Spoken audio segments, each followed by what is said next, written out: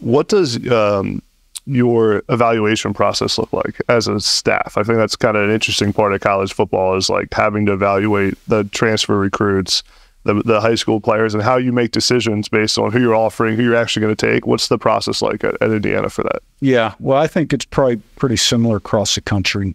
At this level, you know, you got a lot more people in your organization. You've got a college personnel guy.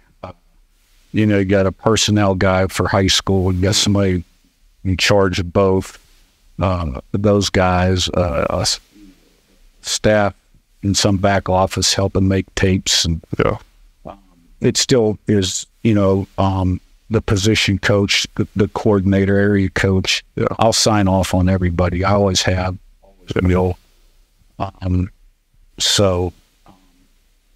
But you gotta stay true to your beliefs. And, you know, it's not a perfect science. Everybody in America will make mistakes. There's still a lot of unknowns with high school kids.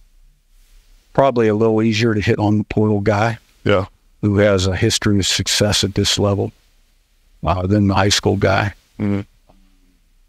But I think what you were getting at before is you got to have that foundation of good high school guys, and then the portal guys feel. And the big challenge I feel like in evaluating is always like the potential upside versus the player that may not have this. You know, you got a corner with 6'2" with long arms, but has his high school film's like not great, but you think he can get there, versus the guy who's 5'11" that runs a 4'5", 4'6". But you know, do you say in a class like, we're going to take a shot on this amount of guys, but then be conservative on this amount? Because a lot of it's about just mitigating risk. How do you kind of balance that when you're making? I think every position's got position-specific characteristics. And toughness is number one at all positions. True. But then you know, ankle, knee, hip flexibility at all positions, because it's a start-stop game. That's how you change directions, how you develop explosive power. You know, at wide receiver, balanced body control, ball skills. You know, every position's got its own position-specific criteria, right? You know, offensive lineman, let's face it, has to be a certain size to have a chance to be successful. What you really can't measure, and this is what's important to me, is what drives a guy. What's his why? How motivated? Is he committed? Is he disciplined?